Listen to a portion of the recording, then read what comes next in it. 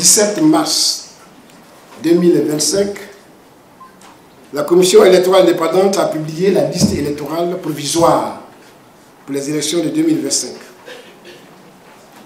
Nous tenons ici à exprimer notre profonde déception et notre vive inquiétude quant à la crédibilité du processus qui a été mis en place.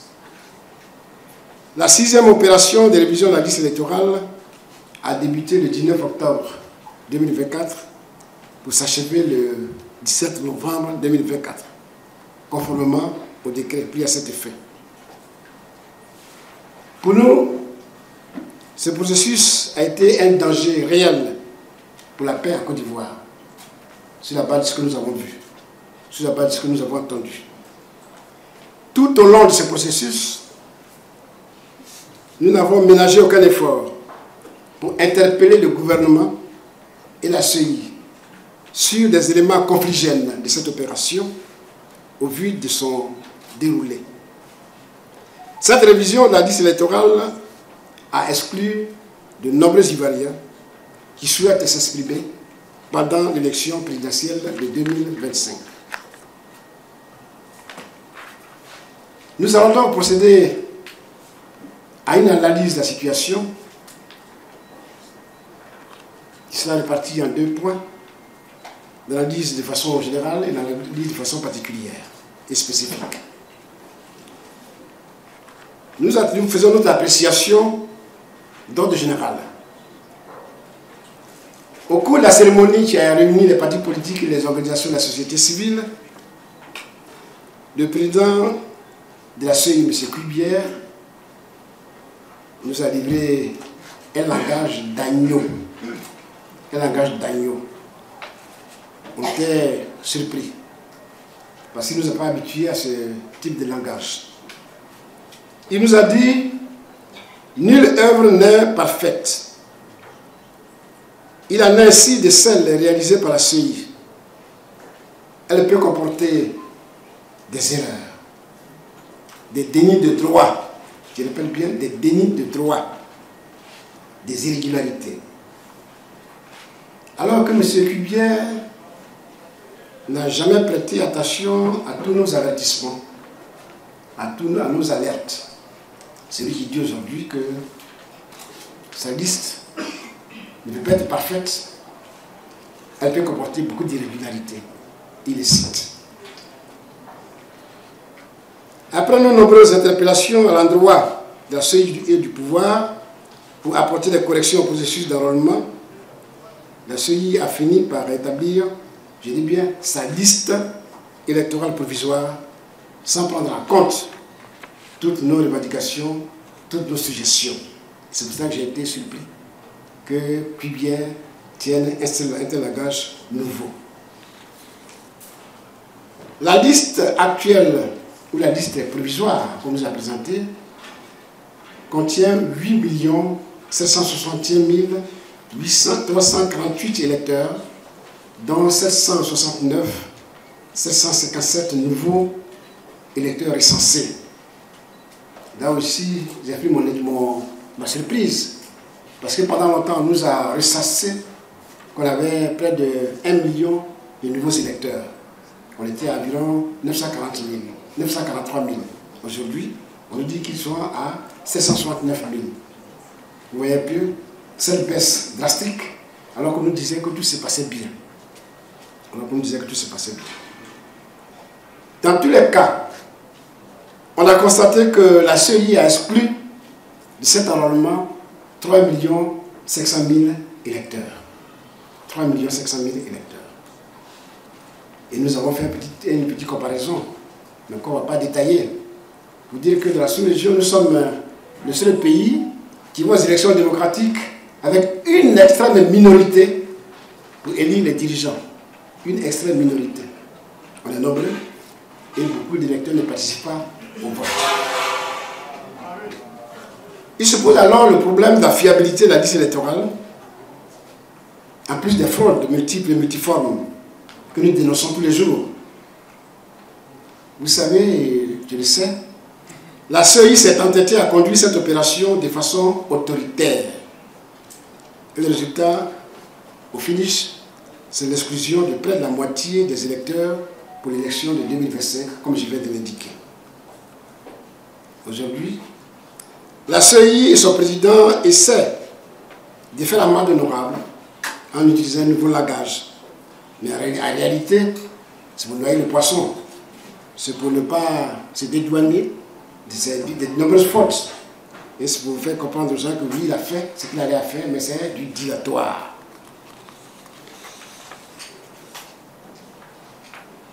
Il faut noter que la CEI a toujours refusé de procéder à l'audit de la liste électorale. Alors que la liste que nous connaissons déjà et celle que nous sommes en train de voir, ces listes-là sont truffées de fraude d'électeurs indûment inscrits. Notre sentinelle antifraude électorale, la SAFE, a bien fait la comptabilité. Et vous les connaissez, environ 3 millions d'électeurs qui sont des électeurs indûment inscrits. Ce qui nous a fait dire que pour que la liste électorale soit fiable et nous mettre tous à confiance pour nos élections, il faut la soumettre à un audit. Il faut la soumettre à un audit. La CEI l'a refusé. Bien que les pays voisins, comme le Mali, le Bénin et le Sénégal, ont pu faire leur audit. La Côte d'Ivoire refuse, la CEI refuse. Et nous a demandé entre-temps, oui, si nous voulons faire l'audit, avec quel TDR nous allons leur proposer. Je vous dis, camarades, chers amis journalistes, au jour d'aujourd'hui, le PPACI est prêt. Parce que le PPACI a élaboré, grâce à ses experts, le TDR pour faire l'audit de la liste électorale provisoire en Côte d'Ivoire. Nous réaffirmons ici avec fermeté et clarté. La CEI n'a rien d'indépendant, malgré tout ce qu'on peut dire. Elle est instrumentalisée pour servir les intérêts d'un régime qui refuse obstinément de se soumettre aux principes de la démocratie et qui a manifestement peur d'un homme, Laurent Gbagbo. Cette liste électorale provisoire est une véritable honte pour la démocratie, et je pèse bien mes mots. Je l'ai dit tantôt, elle contient des électeurs fictifs, elle contient des personnes décédées, elle contient des milliers d'usurpateurs d'identité, des inscriptions suspectes en masse ou des centaines d'électeurs qui sont d'une même mère ou d'un même père. C'est inadmissible. Toutes ces anomalies ont été dénoncées par notre organe, je l'ai dit au début, la SAFE, sentinelle antifraude électorale du PPACI. Cette sentinelle vous édifiera lorsqu'ils vont rentrer dans le vif du sujet, parce que c'est à eux que nous allons confier le suivi du contentieux électoral et autres. La CEI, elle est incapable de garantir un processus électoral transparent. Une institution incapable de respecter les décisions de justice, pour nous, n'a aucune légitimité. Une institution qui ferme les yeux sur la fraude électorale est une institution qui participe activement à la confiscation des résultats et la confiscation du pouvoir. La CEI, qui n'écoute pas les plaintes des citoyens, n'est rien d'autre qu'un organe au service d'un parti et non de la démocratie. Voilà ce que nous pouvons dire sur notre appréciation générale de la situation. Notre appréciation d'ordre spécifique. La particularité de la liste électorale provisoire d'aujourd'hui, élaborée par la CEI bien entendu, est le refus d'inscrire le nom du président Laurent Gbagbo. Le refus d'inscrire le nom du président Gbagbo. À ce titre, on peut dire que la CEI et ses dirigeants n'ont pas dérogé à leur logique qui consistait à écarter le président Laurent Gbagbo. Comme il fallait s'y attendre, effectivement, le nom n'est pas dessus. Mais nous allons nous organiser nous allons nous organiser parce que on ne va pas se laisser faire. Je peux dire ici que c'est par orgueil, par mépris ou par vengeance que la CEI a décidé de ne pas inscrire le nom du président Laurent Gbagbo sur la liste électorale. Et en autre sens, cela résulte d'un plan stratégique, j'allais même dire diabolique, savamment élaboré. Pour eux, il fallait saper le moral de nos militants et de nos sympathisants pour les détourner de leur mission principale, en l'occurrence la mobilisation et la préparation de la victoire du président Laurent Gbagbo le 25 octobre 2025. Chers amis, c'est peine perdue. C'est peine perdue. Ce n'est pas aux militants du PPACI qu'on va enseigner des méthodes de militantisme, des comportements des militants. Quand tu as attendu Gbagbo Laurent pendant 10 ans, alors qu'il était à la CPI, et que tu n'étais pas découragé, tu as cru à son retour, tu as cru à son innocence. Ce n'est pas à 7 mois d'élection qu'on va nous effrayer et nous divertir, nous distraire. Donc c'est peine perdue. Le militant du PPACI est prêt à soutenir son mentor jusqu'au bout. Merci.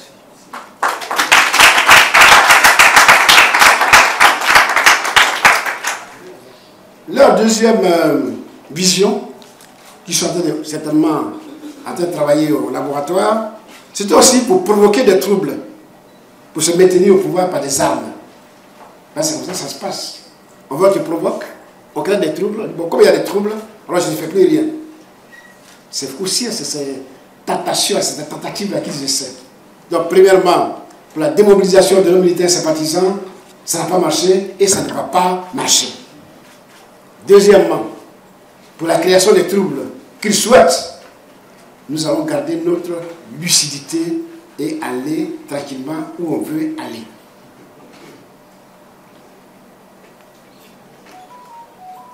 Dans ce contexte, pour nous aujourd'hui, la seule chose importante qui prime, c'est la candidature effective du président Laurent Gbagbo à l'élection présidentielle de 2025.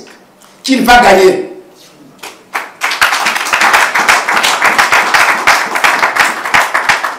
Ceci pour dire, même si ça va déranger, que on peut être inscrit sur la liste et ne pas être retenu la candidature. Tout comme on peut ne pas être sur la liste et être candidat. C'est possible. Mais nous insistons avec nos militants que la bataille d'inscription de Laurent Gbagbo sur la liste électorale est un devoir moral pour nous. Est un devoir moral pour nous. Est un devoir, même si on n'en a pas besoin, pour que Gbagbo soit candidat, c'est un devoir moral. Et à ce titre, nos camarades, nos militants doivent continuer à se battre.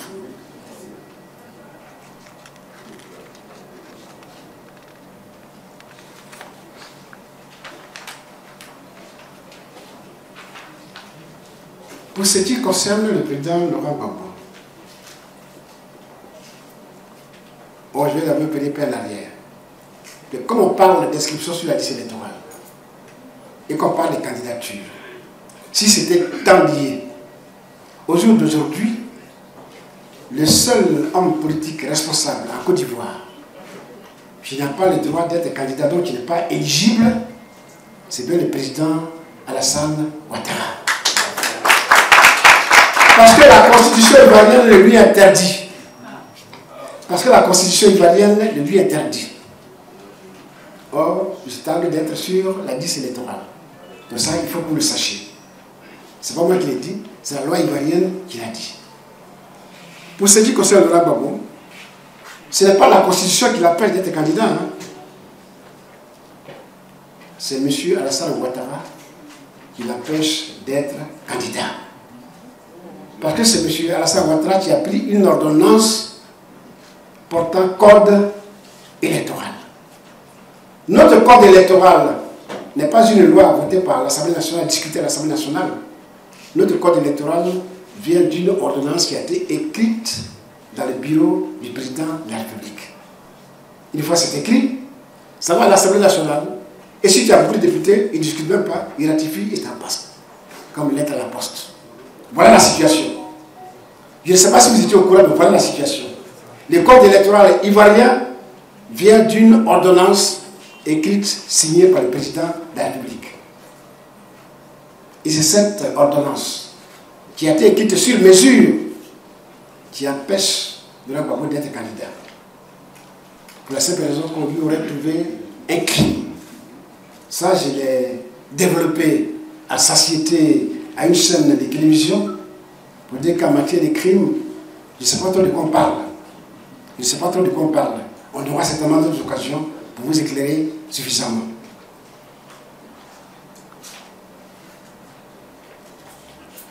Je veux dire à la presse nationale et à la presse internationale que les gens se fatiguent pour rien.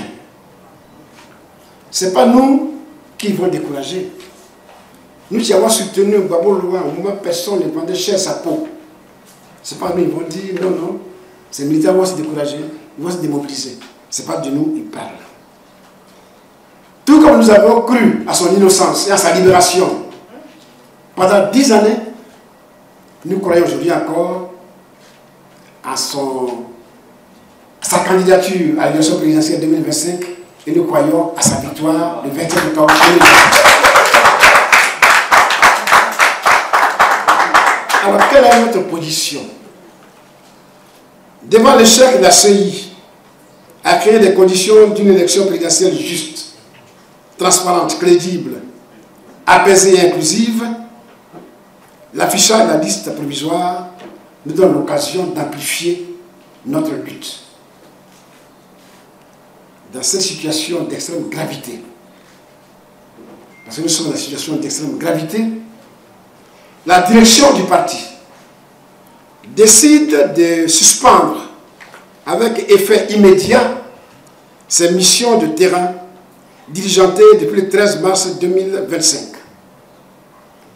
La direction du parti informe les militants et militantes qu'une réunion des instances sera convoquée des jours à venir pour la conduite à tenir.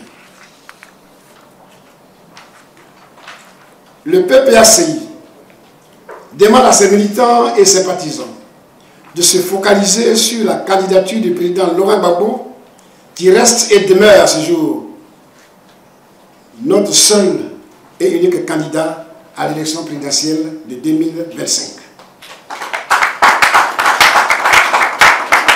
Le PPACI demande à ses militants et ses partisans de se concentrer sur le contentieux électoral en se rendant massivement dans les centres d'enrôlement et de se tenir prêt pour la RLE de 2025 que nous demandons de tous nos voeux avant l'élection présidentielle de 2025.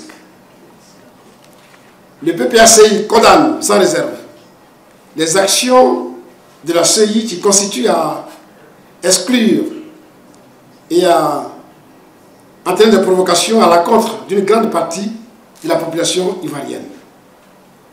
Le PPACI invite ses militants et ses partisans à suivre les consignes de la direction du parti dans le cadre du contentieux électoral et se tenir prêt pour les futurs mots d'ordre. Pour finir, nous lançons aujourd'hui une alerte solennelle à l'opinion nationale et internationale quant au risque de la violation répétée des droits de l'homme en Côte d'Ivoire peuvent engendrer. Nous appelons tous nos militaires et ses partisans à se mobiliser dès maintenant pour préparer le contentieux électoral. Aucune irrégularité ne sera sans réponse. Nous allons documenter toutes les anomalies et les dénoncer publiquement.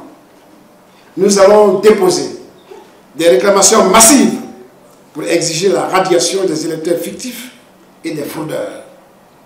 Nous allons réclamer des comptes à chaque niveau du processus électoral. Nous allons exiger l'expulsion du président Laurent Gbagbo sur la liste électorale. Mais nous ne sommes pas dupes ne sont pas naïfs.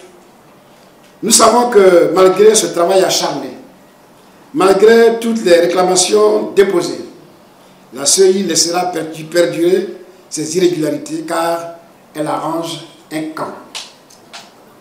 Mais nous le disons avec force, nous ne nous laisserons pas voler cette élection.